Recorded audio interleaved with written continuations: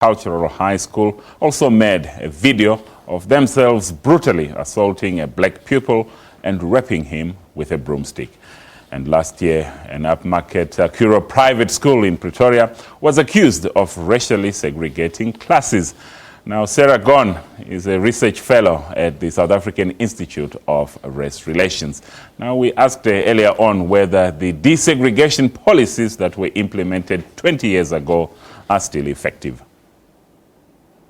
It's not purely a policy problem. I think it's partly a change, it's a generational change, in the sense that, certainly when I was at school, but later than that, we had I suppose, a much more basant attitude to rules, whether they were hair, whether they were uniform, etc.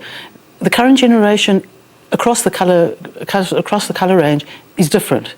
It's more questioning, more prepared to stand up, more assertive, and more prepared to stand up for its rights. So, I think what we're seeing with this issue, and we can I just state up front that to a large extent we don't know, because we don't know what all sides of the argument or all sides of the incident have to say. The GDE has promised an independent investigation, which I think is terribly important, because you now have a whole range of interests that need to come out and that need to express themselves so that we can literally better understand what has happened.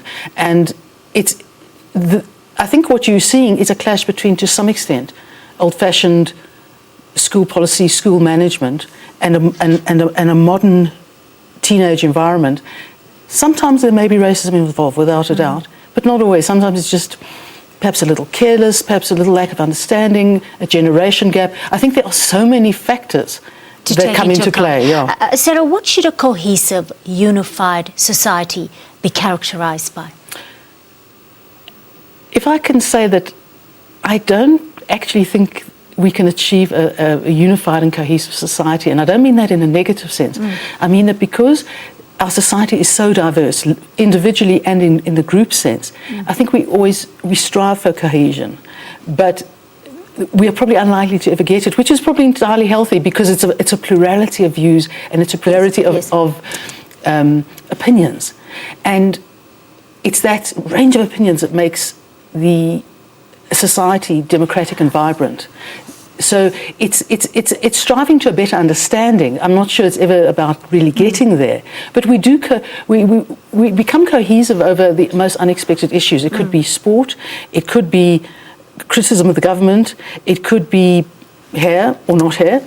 In other words, things change. They move. They're constantly in flux. All right, so it sounds like a work in progress, but as per the Nation Building and Social Cohesion Plan, as per the NDP, we've got to get it all right in about 15 years, because there's a deadline of 2030.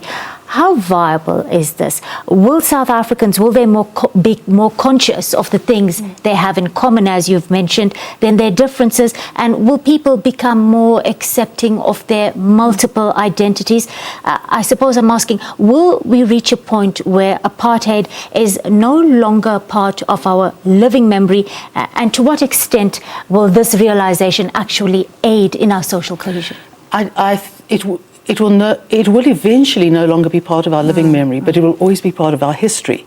And there's a famous saying about history informing your future, not dictating it. And that's really how we have to look at our future. In other words, it's having absolute regard to your history, but at the same time moving beyond it while mindful of it.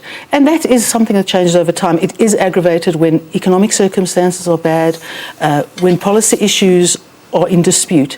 They affect people individually, and they make people often sort of express views that are socially unacceptable. The Constitution doesn't allow them. But we also know that if you express a racist statement, society will react. International news now. The final peace accord